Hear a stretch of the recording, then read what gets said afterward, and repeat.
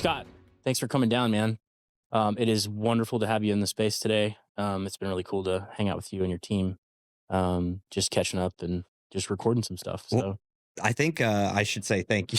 Well, yeah, we got to record in here. yeah, Your studios are amazing. appreciate that. I'm super jealous, which I shouldn't be, but Yeah. I'm like, why haven't I done this? Because I'm not an AV guy, but it's just an honor to That's be awesome. No, I here. Yeah. appreciate that. Just for everybody kind of watching the show and stuff, give them kind of like the 30-second kind of your backstory and how you guys kind of created Hire VP. I'm a 25, I think 22 years of entrepreneur kind of journey, different businesses, sold, closed, all sorts of different experiences. And I own a Hire VP, which Mm-hmm. is a virtual staffing agency, which people are like, what does that mean? It means I match overseas high level individuals. So it can be high skill. It's always high skill, Right. but it can be very niche down and into businesses in the US. Nice. And I got into that because I had a problem and I needed a solution. And it turns out that every business owner has that problem. And I was good at it. It's amazing when you can identify a pain point like that and you can fix it for yourself, how oftentimes that becomes another business. My son said, Dad, I really want to be my own business owner. But and your business is awesome, but it's really boring. And he said, I said, yeah, he's 21 now. You're going to see all these people talking about following your passion. Yeah. I said, you know what works better in business? What I've found works better in business? If you follow your passion, chances are at some point you're going to burn out of it because you've built a business around it. Yeah. What I did is I became passionate about solving problems. Yeah. And became very passionate about business owners and connecting with them and leaders. And I saw their biggest problem. So my business, it's not sexy. The outcome is sexy. Right. And I am very passionate about what I do to get this outcome for other business owners. Yeah, we talk about that from a technology standpoint. So like, it's funny because we've had that conversation a few different times. It's very difficult to make a TV look sexy, right? It's very difficult to make a microphone, like, oh, check this out. It's so aesthetic and whatever, right? Right. There's some of that to the design of things, right? But to a certain degree, like we've talked about this before, like in a conference room, like your conference room technology isn't sexy. The sexy thing about technology in a conference room is like if you're signing a $10 million deal in your conference room, that is a much bigger deal than, the actual technology that you're using in the room. It enables you to have those conversations and enables you to do those things, but it's not to your point, it's the outcome, right? Right. And that's the really cool thing about that. What do you think is the number one thing you guys see, placing virtual professionals with folks? What do you think is the number one issue or number one thing that immediately gets solved, when they really latch into that person and they really start to click? What does that look like in that process? The number one issue, is lack of leadership skills. Okay. A lot of people think it's really sexy. I'm supposed to have an assistant. I'm supposed to have an executive assistant, or this person, the buy back your time concept. And it sounds so easy in the book. And when people talk, wow, that's easy. All I do is I hand this thing off. But if you don't have the ability to lead people, you're not going to succeed if you're not willing to learn. Right. So that's the biggest problem. And sometimes, a lot of times you can see that ahead of time. So we can dodge that bullet. The biggest thing is really leaders getting that to take a breath. Right. And we were talking about it earlier. You're always got a million things going on. Yeah. And then being able to take a deep breath and like, I know that if I miss things now, they're going to be caught by this person. And this is if like an executive assistant role. It's not for every role we do, but I can breathe now because I can mess up and it's going to be taken care of. Right. Right. Or that person is going to take care of it. So this is why people talk about with an executive assistant, email management and calendar management. Those are really important. And they're super low hanging fruit. Yeah. But there's so much more. Yes. There's to the point where I can take on another project and literally put someone overseas to be the integrator for that Yeah. project, where I'm just kind of waving the wand and making decisions, but they're implementing. Yeah. Yeah. And so there's different levels to this, but I've seen this happen over and over and over again. And where it gets the most fun is where a client says, "Hey, Scott, like, what in the world? I never understood the power of this." And then they go and hire another one. A lot of them are hiring for Mhm. their leaders. Yeah. Yeah. So they get one themselves and they hire for their leader and then their leader. And before you know it, we have people with up to 17 Yeah. That's I call them virtual professionals yeah. working in their business. And they're like, they have raised the bar for everybody because Yeah. their work ethic is so dialed in. Well, I think it's what's really interesting is talking about you're just talking about email and calendar. To me, just those two things alone, like if you can get those things effectively managed and making sure that, to your point, that you're not missing things and that things aren't falling off the plate and some of that kind of stuff. At that point, I feel like that probably affects your overall like anxiety and stress level. Hmm. I mean, it could reduce that by 25 to 35, 40% overnight Yeah. just by that one thing, because like there's this constant need. I mean, we were talking about technology earlier, about the speed of technology, right? That I think has started to build this expectation that you should be instantly available, Yeah. right? Yeah. And so it like builds that expectation with a client. And so being able to manage that in a way that you're not missing those things. And when it really is something important, somebody's highlighting that back to you. Man, for me, that has been an amazing stress reducer, right? I'll be in a meeting like today. Yeah. I'll be sitting and enjoying my time Yeah. because I can, Yeah.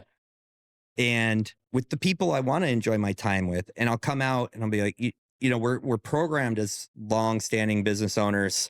Like, you start by doing everything yourself. Yeah. So you're like a jack of all trades typically. Yeah. I can do every part of this job. But you come out of a meeting, you're like, okay, what's going to hit me? And you get this message, oh, this client reached out and they want another person on their team. And this person reached out and I've already booked the appointment. Just show up at this time. And the directions are already built into your calendar. And you just like, no, okay, I can breathe. It's a little easier. Yeah. It's the stress reduction. Yeah. And a lot of times I talk about this a lot because it's real for me, is decision fatigue. Yeah. And so for me, there's a lot less decisions to be made when I teach, when someone can watch my decision making Hmm. process and see kind of the matrix that I use, because you watch enough, you can see it. Right. Watch the emails, watch me in meetings, listen to me talk, and then start making those decisions. Then when the big decisions come, I'm not sitting here. You're not overwhelmed. Yeah. Um, it becomes, it just becomes practice. Yeah. And then where I'm focusing, or where a business owner now can focus, are on the things that are, as Carl, my executive coach, would say, are the things that give you energy. Like, Yeah. I can now spend time on things that give me energy, as opposed to just focusing on how do I get time back. No, I want to spend my time doing things that are energizing. for me. Yeah, correct. Yeah, totally get that. I mean, what's really interesting with that is, talking about reducing the stress level and those kind of things and the decision fatigue. On the decision fatigue side of things, it's interesting because if you're having to make it, I think about like, some of the really, you know, like rock star entrepreneur people that have been in the world of business, like the Steve Jobs and the, Mark Zuckerbergs and the guys like that, right? It's funny because like they've had conversations about like when they were going to work every day, like they were literally wearing the same clothes, right?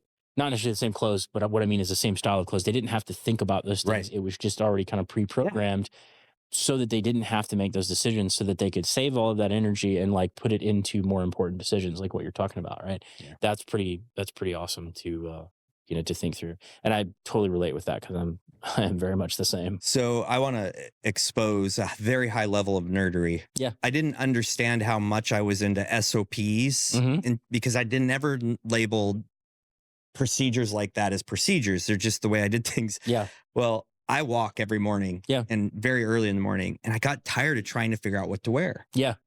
And one day I just took a note card or sticky notes, and I started, okay, it's 67 degrees, feels like 63.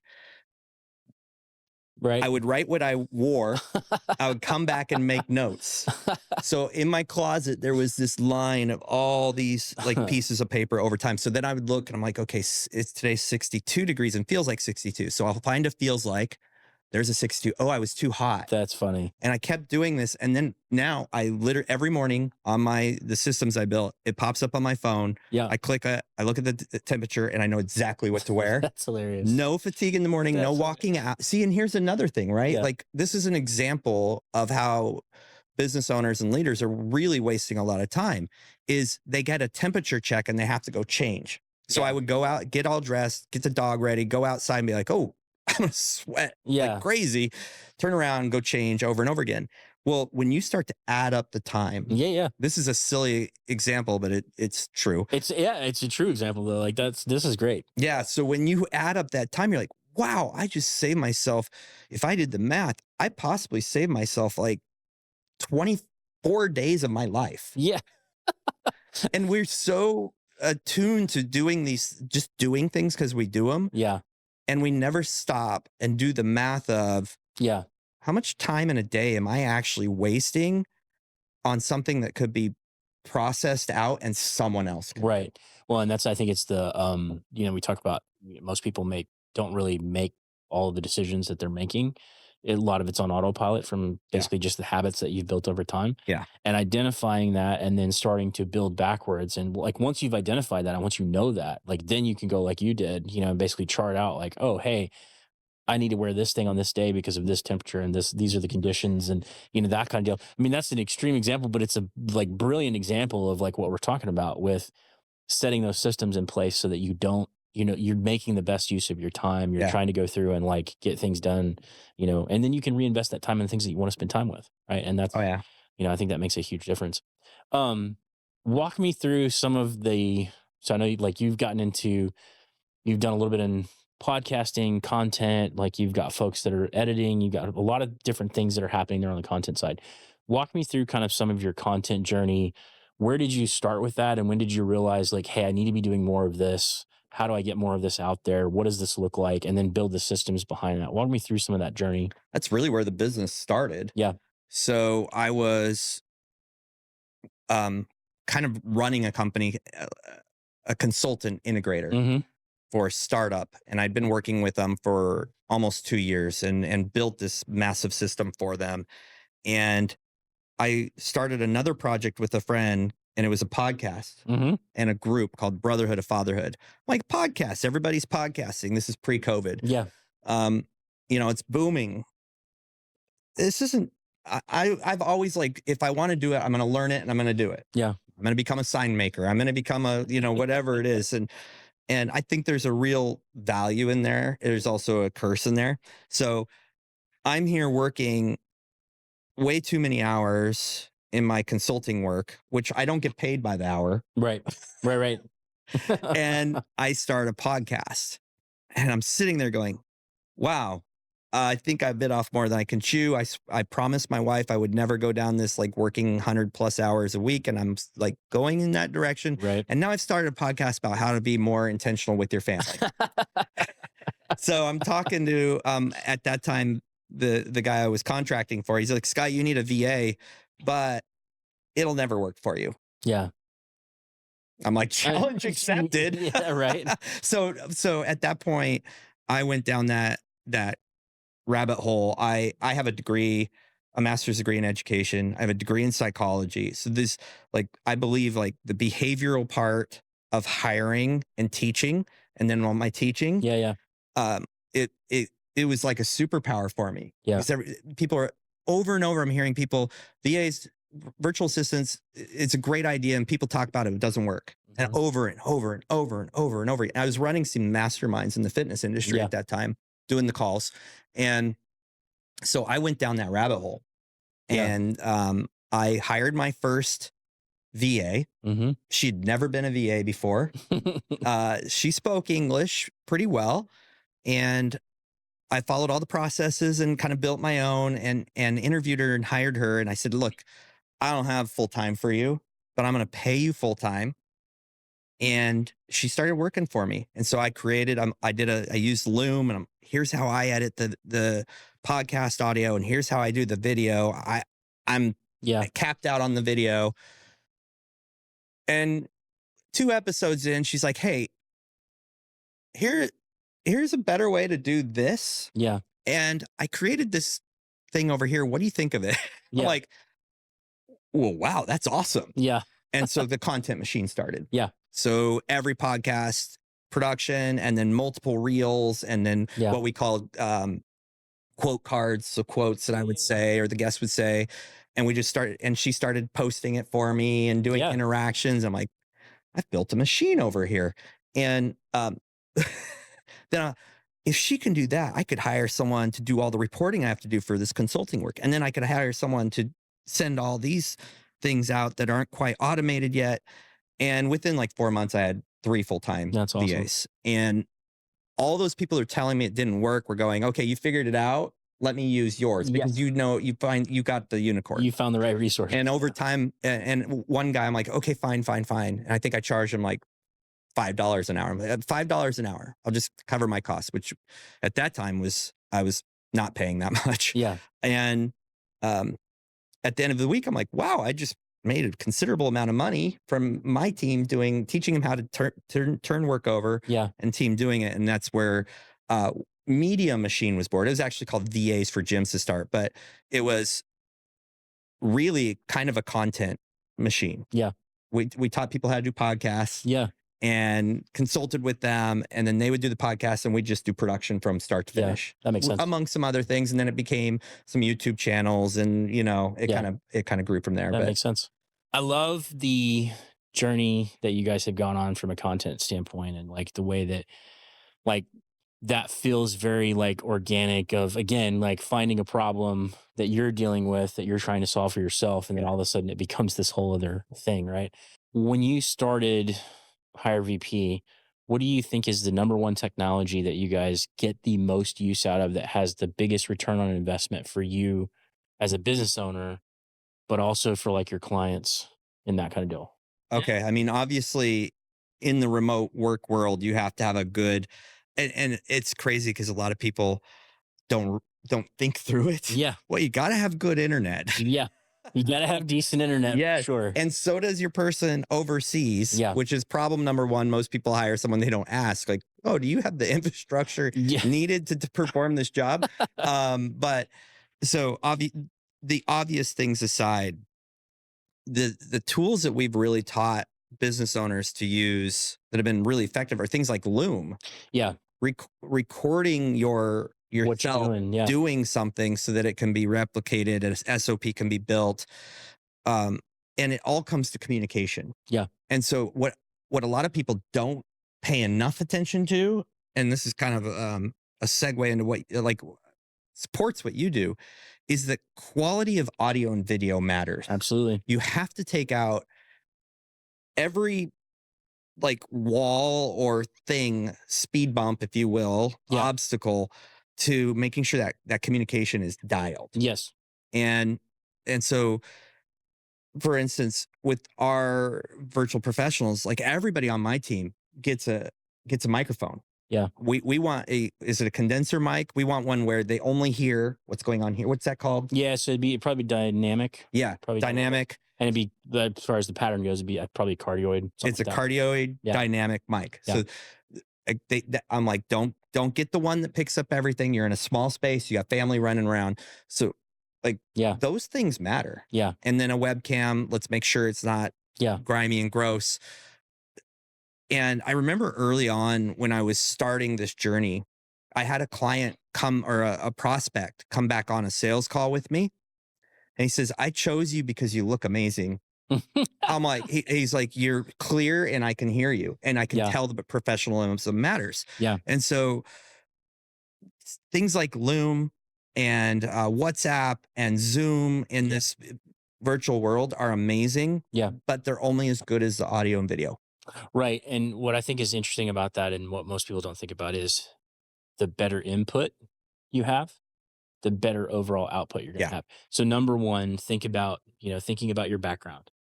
thinking about the lighting so that you don't look like you're in a cave or in the shadows Mhm. or, those kind of things. And then going through to your point, making sure that your audio is clear and that you can be heard.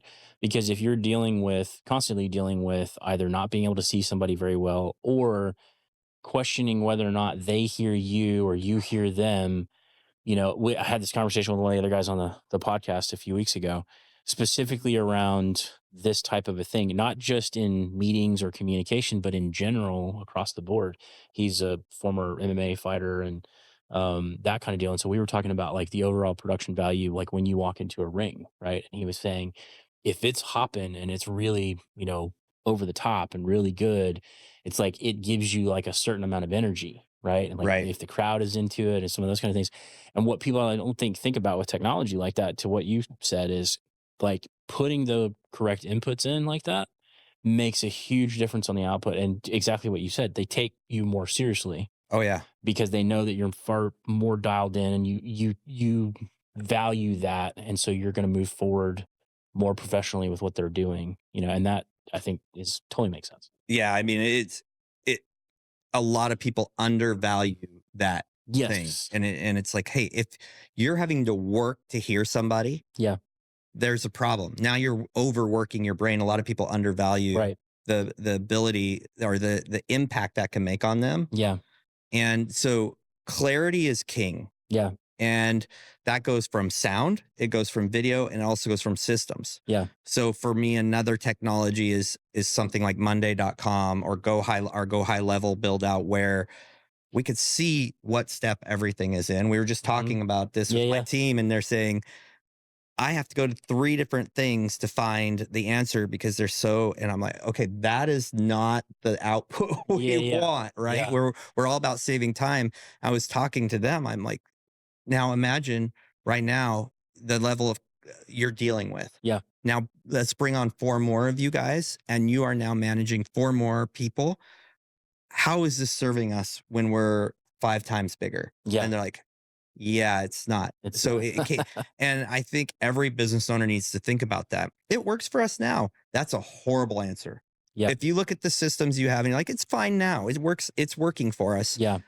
Do you have an intention to grow? Because if you have an intention to grow, if you're saying it's fine now, that means it's not good enough for later. Hmm. And we're trying to make decisions based on finances and time. Yeah. And I'm a victim to this. I'm like, ooh, that's going to cost me another $500 a month or Yeah. 10,000 a year. And then I'm like, wait a minute, how much time does it cost for me to have those 2 Hmm. employees having to chase information down every day? Yeah.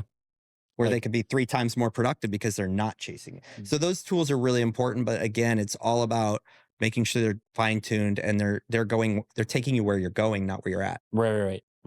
And I think that's, like we were talking about earlier, for me, I think that's the constantly building in the flexibility. So when you've built to the limit of your system, like you already need to be thinking about that when you like on the scale of, 1 to 100, if you're at 60% and you're not thinking about how do I build in additional capability? How do I build in additional, efficiency or, capabilities? Like you're going to get inundated at some point. Mhm. You're going to max out your system, and then you're not going to have the added space that you need to then service additional clients, take care of your employees. I mean, there's just a lot that goes into that. I totally agree with you on that. So, um, how important has Zoom, Skype, Teams, video conference been to you guys in this whole process? I mean, it's massive. You know, it's massive. Yeah. My father-in-law comes to my house and they stay because they come from out of state. Hmm. And every time he's like, so you have friends you've never met? I'm like, yes, but I spent hours talking to them. And he's like, and you haven't met all your clients? I'm like, they're all over the United States. I haven't met a Yeah. 10th of them. He's like, in person. Yeah. I don't understand. I'm like, you don't have to. Yeah. But in all reality, there is an ability to create a next level relationship Yeah. via eyeball to eyeball. Right.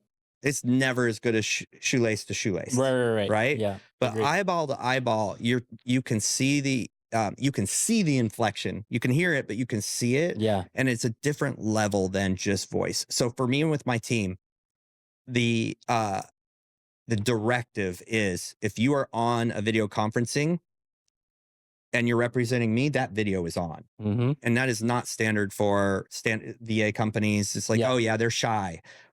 No, we're professional.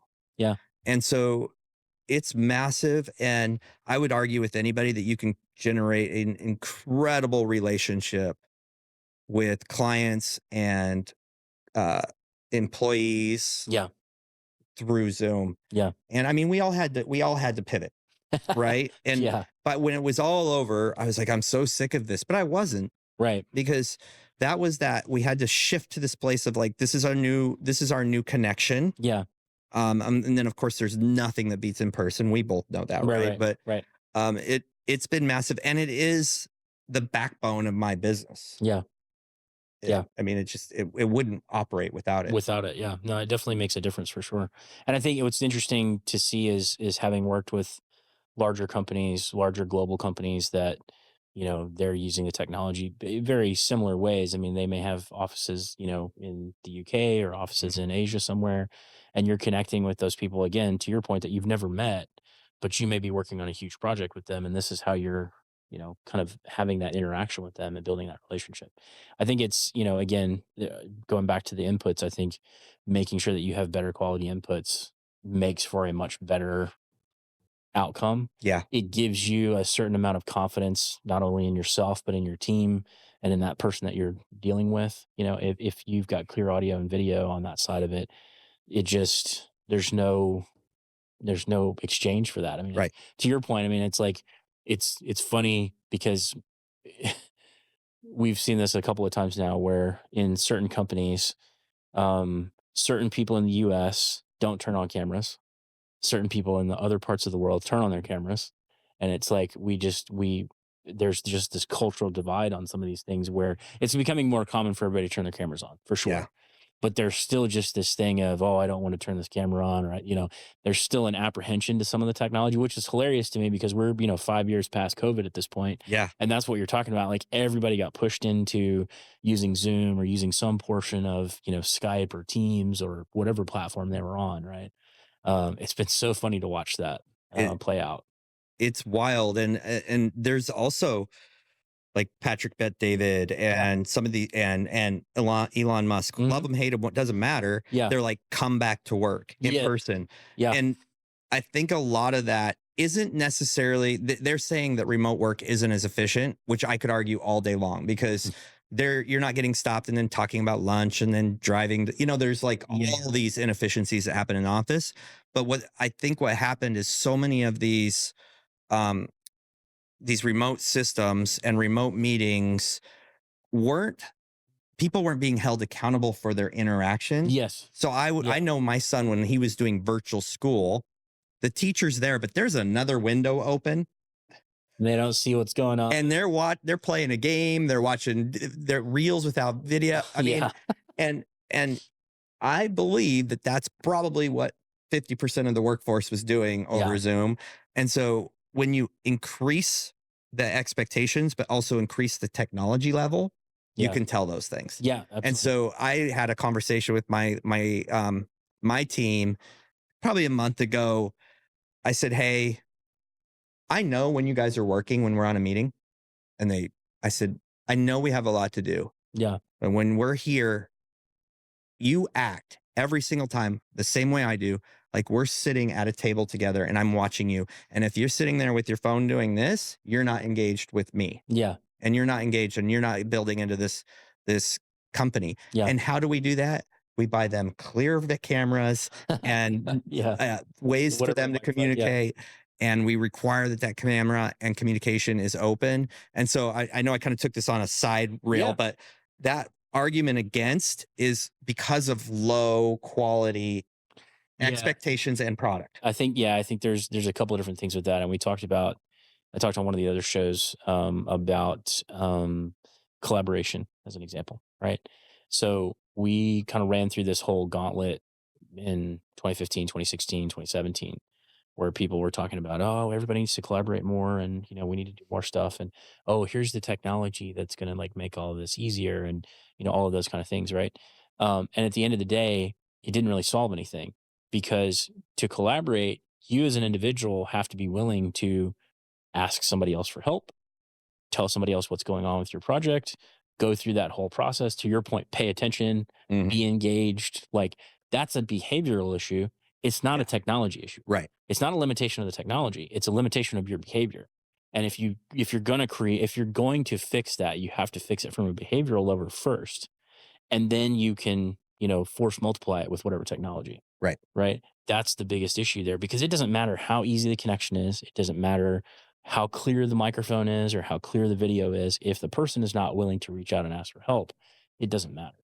Like, because you're never going to get that person to connect with somebody and collaborate with somebody if they aren't willing to at least first have that conversation Yeah. and walk past that, right? Right. So technology is great at multiplying and bringing you a huge return on the investment of like putting the time and effort into a meeting.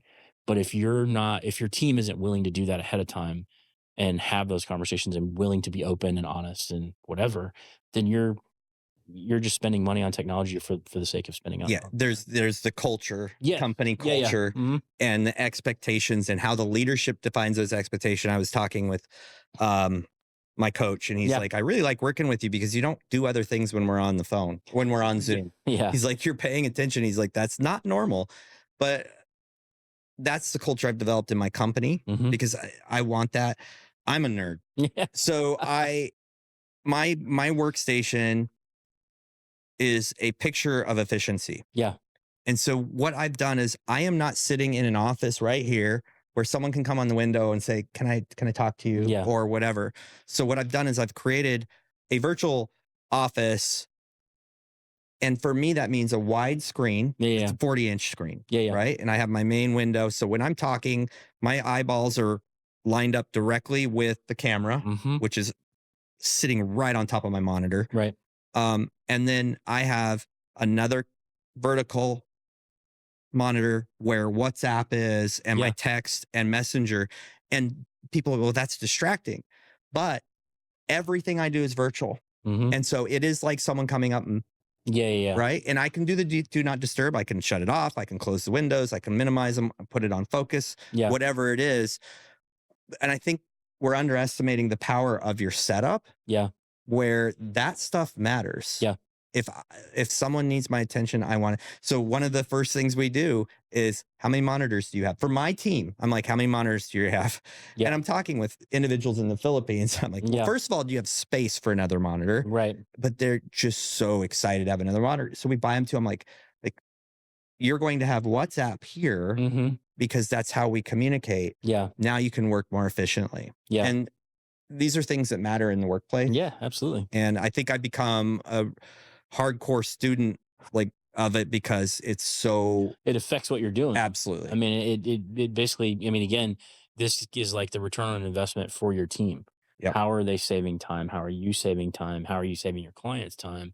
Because you're putting all of these things in place so that, to your point, like they're paying attention to one thing on one and one on the other. I know for us, like I've got a 43-inch monitor at my desk, and the reason I have one that's that large is specifically for like looking at schematics and Oh yeah. blueprints and stuff. It's much easier to look at that, and be able to zoom in on the things that you need to zoom in on and see it big picture, so it definitely affects, some of those things for sure. So that's that's pretty awesome. Well, I do the whole neck exercise. Yeah. Oh, Yeah. Yeah. and figure out I kid you not. I've gone through in the last 5 years, probably 9 different monitor configurations. I've probably spent Trying to dial it in. $10,000. Yeah. Trying to dial it in. I bought the expensive Apple monitors. I have Yeah. 2 of those. Now my son has one. My wife has one. I mean, seriously, because I'm in the Mac world or the Yeah. Apple world, it's that 4K native resolution or Mhm. whatever it is. You have to buy special monitors, but it matters. Yeah. People are like, it's just such a waste of. I'm like, no, it matters. I have my setup, it's dialed, but Yeah. it, It makes a difference. it does. It makes you, and one of the things that we talked about in one of the previous episodes was that whole situation of like when you're dealing with something like that and you've kind of got it dialed into your specific workflow. Because for somebody else, it may be a little bit different, right? It made the monitors yeah. may be set up different, camera may be set up different, but just the fact that you've put thought into it and you do have a camera that is clear and you do have a monitor that is working correctly or microphone or whatever, like that's the piece of it that I think most people just missed. A lot of people just like come in, plop down. It is what it is. They don't really think twice about it and on to the next thing. Right. But I think it's in a virtual world, your virtual, you know, presentation, persona, whatever you want to call it, when you're on a call, to your point, there are people that look at that, that pay attention to Oh, it there are. because, it is clear or because they can hear you. And quite the opposite on the other end of that scale. If it doesn't look great and it doesn't sound great, then, you're going to run the risk of potentially having people not, Yeah. choose to use you. Yeah. I have two guys. So I've the company Media Machine. Yeah. You know a little bit about that. Yep. Then I have Hire VP, Mhm. and I've built Hire VP and Media Machine just on putting content out, Mhm. meeting people, Yeah. and it's referral and my network. Yeah. Like, how do I duplicate that? I can't be everywhere. And so I got two guys. One guy is duplicate. I'm teaching him Mhm. that process I use to build the business for Media Machine so he can take that. And then I'm doing the same for Hire VP, like duplicating myself. Let you go be the expert Mhm. in other realms. Yeah.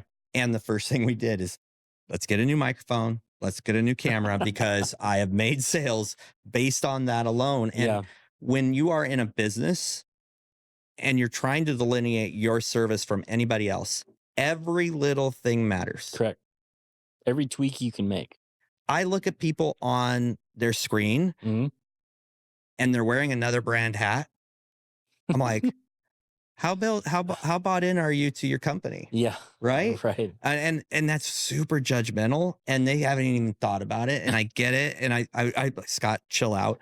But I think about that and I think about this on micro levels. Yeah. What is every piece of friction I can take away from a potential client? Yeah. That's funny because Every single one. we have that conversation as well. Like you want to put 100% into something and get as close to 100% out as you can. It's never going to be over 100% as far as some of these things go.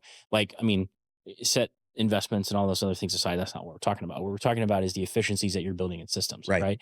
There's always going to be some potential energy loss in a system, right? Think about motors, think about anything that's designed on Earth.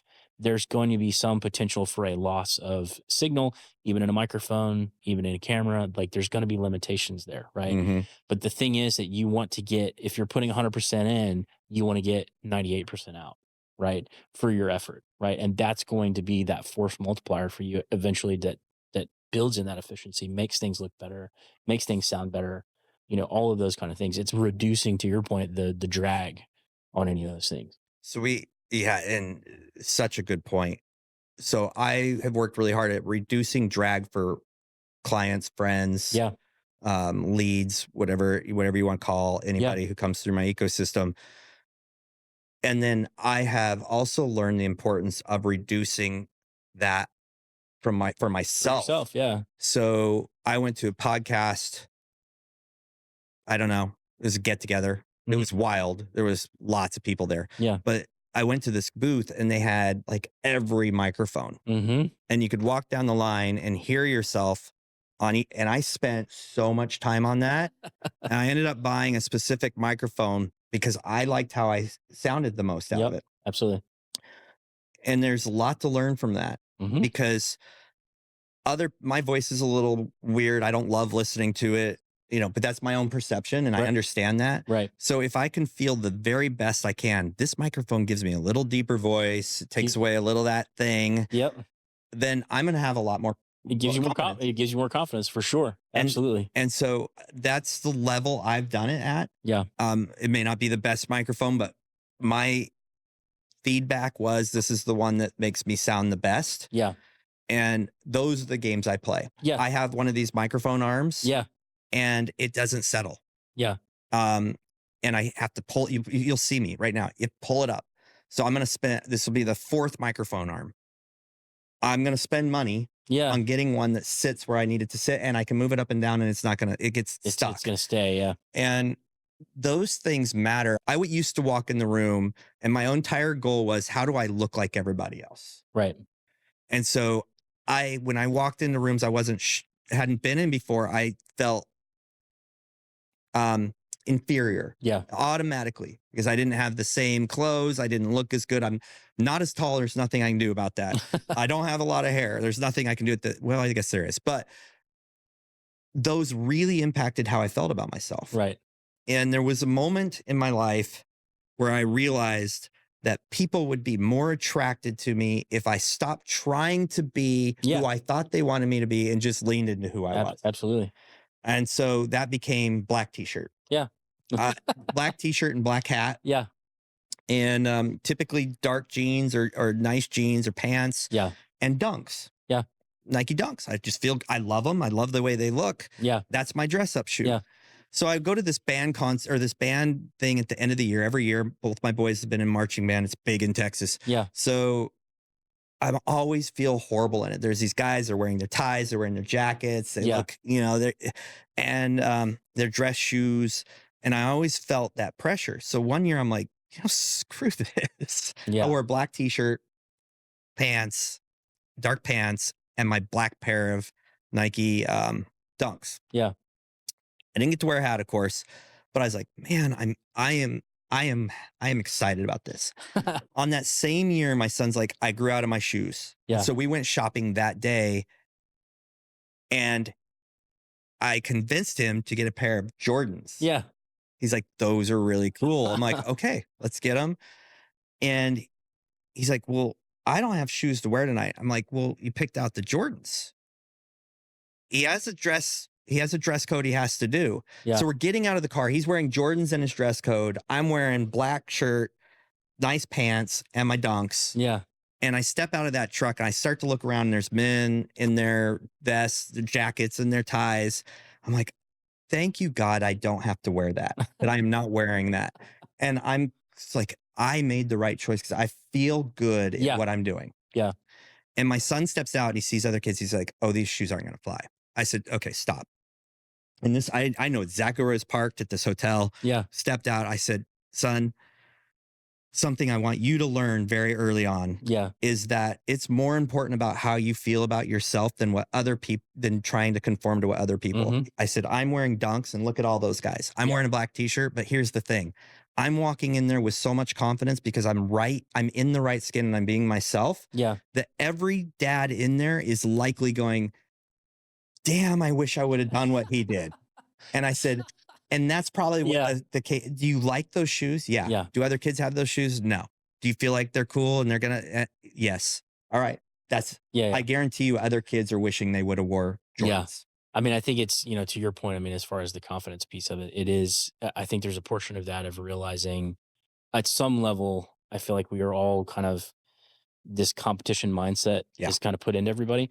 And then competition is not a bad thing. And that's not the point of what I'm saying. But if you're more concerned about being in competition with everyone else, you need to be thinking about being in competition with yourself 5 years in the future.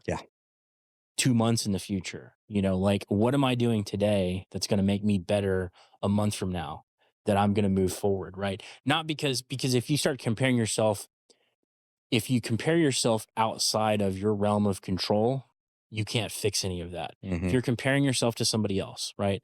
You have no control over what that person's going to do, what they're going to look like, how they're going to whatever.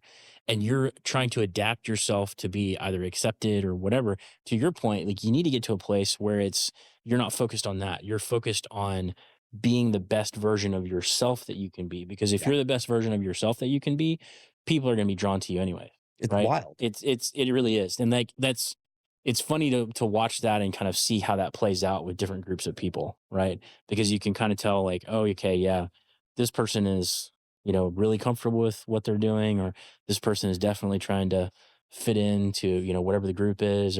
And one of the things I think has been very interesting with the advent of technology and the internet and video and content and those kind of things, whether people realize it or not, it's become very, very easy to figure out very quickly, like, who's really genuine and who's really not. Yeah. And that's the advent of, like we were talking about earlier, the amount of information that's available, the amount of information that you can get now just on your phone, scrolling through stuff. You can tell really quickly, like, who's actually authentic and who's not, and I think that's the reason that video content and things like that actually work now, is because, like, when we have conversations like this none of this is scripted. None of this is like, we Yeah. didn't have a list of, here's the questions I need to ask or whatever. Studying up on those things and being prepared, yes, is good. But at some level, you need to be able to have some kind of authentic interaction and just have a conversation with somebody to really figure out like, where those things are going to go. But I love that. And, there's this, um, I put a lot of content out now. I mean, I have a great team. Yeah. I can build a lot of content. A lot of business owners aren't putting out enough content, and they're not putting out authentic content. They're putting out what they think people want to say. Boy, what I say is what I'm thinking. Yeah. Like, if you build me out content and tell me what to say, it's going to sound horrible. Yeah. But we were talking about that because I'm here to record Yeah. onboarding courses. I'm like, like, great, but can we just have a point and I'll just kind of roll with it? Yeah. And I've learned that authenticity draws more people. Yeah. But it also does an amazing thing. It pushes the wrong people away. The people that I don't want there, it pushes them away. Correct. I would say that's absolutely true. I think the other thing that it does is it creates a lot of trust because people can tell really quickly, like if you are being authentic and genuine and, those kind of things. And I think that, from a business standpoint, and I totally agree with you. I think not nearly as many people are doing as much content as they should be. And I think it's going to be really interesting to watch with some of the AI stuff that's coming. Some of the content that can be built in AI, if it's for entertainment, it's one thing. If it's actually for getting to know someone from a business standpoint or from what a company is going to look like, there's a certain level of, stuff that's going to have to be involved with that. You're going to have some more authentic kind of conversation with leaders and executives in those companies. And you're going to have to be able to see some of those things because the world is only becoming more and more transparent. Yeah. Right. And the more that you can do that, the better off you're going to be with your clients because they're going to see like, hey, this is real. This is what you do. This is like, this is the direction that you're going. It's going to be really interesting to watch that over the next few years. It's something I've thought a lot about. So I'm a believer AI is a great tool. Yeah. Obviously, I have a staffing agency that people like, oh, AI is going to replace. You still have to have someone pull the lever. Yeah. You still have to have inputs and then do something with the outputs. Yeah. At this point, I had a client or a prospect come through for Media Machine, and he said, well, there's this AI stack that they'll charge me $2,500 a month for 100 reels. I'm like, well, where's the content coming from? Well, it's from my podcast. I'm like, 100 reels a month from your podcast. And it's, does a human do anything? No, it's all AI built. And I didn't say this to him, but I'm sitting there thinking, when someone posts something that was AI decided and AI generated, I'm like, they're cheap. Yeah. Or they're, I mean, this is me, right? Yeah. Like they're cheap or they just don't care. Right. And AI is great I love a baby Theo Vaughn. I love the podcast rewraps. Like I could watch baby Theo Vaughn all day. I'll laugh my head off and I'll share them. And I'm like, oh my God, he's crazy. I love him. But then when you put him in a baby, I mean, I just can't. Yeah. I love that stuff. I'll eat it up. But if it's, and my team did a baby ad for recruiting, right? Yeah. Like I love it. But when it comes to somebody I'm going to follow, know, like, and trust, there's nothing that beats a human picking that connection piece and putting it together in a way that it really shows the actual emotion and that builds that know, like, and trust. Yeah. It's going to be interesting to see how that develops over time with some of the models that are happening for video content, for audio content, those kind of things. A lot of that stuff is rapidly changing, right? Yeah. But it's still at a place where even like the most impressive images or most impressive, things that people are doing, even with that stuff out there, you can still somewhat tell that it is AI driven. Oh, right. Like if you're paying close enough attention, you can still see, oh, hey, it's just a little bit different, or a little bit off, or, whatever the thing is, right? We've been kind of playing around with that for some of our content as well. But it's like, if that's the only thing you're leaning on, I think that's where people are going to run into trouble. Yeah. If it's the only thing you're doing, like it's Hermosi talks about, the difference between entertainment, edutainment, education, those kind of things. And it's figuring out which bucket those things need to be in. And I think that's where we're going to see, from a business standpoint, I think that's where we're going to see people really start to differentiate themselves, using the tools in a way to drive a more authentic connection with people, using real people and figuring that out, but then building kind of processes in the background that are starting to be automated, because of the AI. It's a bit of a wild card right now. Yeah. There's an ad that keeps popping up on my feed. It's by Chirp. They made those big like back stretching wheels. Yeah. Yeah. Yeah. Yeah. And now they have this insanely cool table you lay on, and it's AI driven, and Yeah. it just, works your back and massage and all this stuff. I won't, but I need it. I need this thing so bad. I'm like, I don't care what the cost. I show my wife, she's a physical therapist. Yeah. I'm like, she's like, actually, that looks pretty decent. And I'm like, but I won't buy it. She's like, why? Look at the ad. It's AI. Yeah. They have an AI person on this, and it's like a close up. You could tell it's like they're actually making a point of it being AI. Yeah. And it's drawing people in. Yeah. But as a business owner, Yeah. I'm like, I'm not attracted to that. Yeah. I will end up buying it. I know I will. But right now I'm mad. And I posted, I'm like, I commented, I simply won't buy this because you used AI. Show me a real human using this, and I'm all on board. But I think it's actually attracting a consumer who isn't in the world we're in. Yeah. So it's to know your audience. Yeah. I know my audience. If I'm talking about a product that is fully virtual, then everything that comes across virtual should look and sound really good. Yeah. And I'm selling to a business owner. So business owners are really good at sniffing out faking it. Yeah. Yeah. And so you better be authentic. You better have really clear and Absolutely professional system set up. Yeah. And again, it's that reduction of friction. I want to reduce every friction point I can. And for me right now, AI drives some friction. Now, I've been using it. We've developed many channels in the AI, and many chatbots, or not chatbots, but AI, whatever you call them. My team does it all. Yeah. But they fed all of my posts. Like, they just took all the stuff I posted and fed it in, and they created a social media channel for me. Yeah. And that thing puts out, I'll just sit there and talk, and it spits something out. Well, twice in a week, I copied and pasted the wrong thing, because I don't just let it spit something out. I'm like, I don't use hyphens, and I don't say that word. I mean, I am brutal. Yeah. And I get it where I want it. And, but just once, forgetting to remove the, how's this look? Or, oh, we made the adjustment you want, and you put it in there.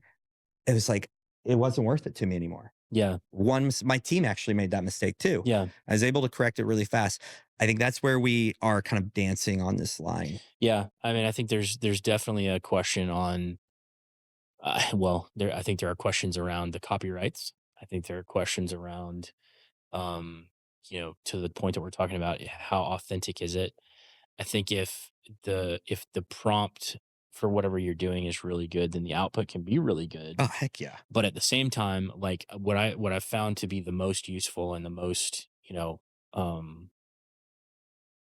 advantageous for using it for me is going through something and actually thinking through whatever it is that I'm doing, whether it's an email or a post or, something along those lines, and then just looking at it from a different perspective and having some kind of AI tool go through it and say, okay, if I was going to change anything, like what should, make some suggestions on this. Yeah. Because at least at that point, like I've put the forethought into the bulk of the content. It's basically just being reworked and tweaked. And then again, looking at it on the background after that and still making additional changes after the fact. So that, to your point, it is basically your personality and your, thoughts or whatever they are. They're just organized or orchestrated a little bit differently. Right. Yeah. So there's going to be some interesting things, I think, that come out with some of that over the next little bit. I was watching I watched a clip yesterday. Google's got a huge video stack coming out that there's some really impressive video content that they're building.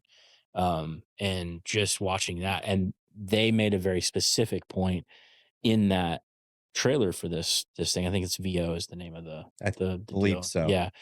But they made a very specific point in both using real actors and using generated content, but blending them together in a way that really made sense, right? Because they were trying to accomplish shots that you couldn't do any other way. Yeah. Right? Which that totally makes sense to me. That in the world of filmmaking or content making or those kind of things becomes more like what CG would have been in the 90s, or, Right. Yeah. those kind of things. It becomes like you can, it's definitely better than what some of those used to be when I go back and watch some of those old movies. It's hilarious to watch some of the CG stuff from early, but like that's becoming kind of a tool like that, I think, where it's augmenting the story that you're telling. It's not replacing the Yeah. human individuals, but it's augmenting it with additional pieces of, different things in the background. Agreed. So Agreed. It's a great additional tool, yeah. but I don't like spending a lot of time thinking about what is going to happen to society. And Right. I mean, I'm just like, I can't go there because I Right. can't predict it. Yeah. But Yeah. I think used right, it's really good. But it's just like any other tool we're talking about. Yeah. Like quality matters, authenticity matters, Hmm. and removing friction is what matters. Yeah, absolutely. I think it's funny, but there are universal principles in everything in business, as well as just life in general, right? Some of those being like you're only going to be able to, like to just go back to Hermosi, like you're only going to be able to reach out to people you know, people you don't know, build content or run ads, right? And that hasn't changed from the standpoint of like, 200 years ago, 150 years ago, like content was the newspaper, right? Yeah. Content was the book, those kind of things. The medium of that has changed, but the message hasn't changed in those Mhm. things, right? So it's figuring out how to take the message that you're trying to convey to whether it's your client or, your employees or whoever, and use the appropriate medium for the time, right? Right. To get that in front of them so that you're communicating clearly, like, like we talked about. Yeah. So just getting ready to kind of close it out. What technology are you most excited about? That's interesting. I'm all about productivity, Mm-hmm. and I think that's probably where I'm most excited, but also most tentative Mm-hmm. to adapt to, Yeah.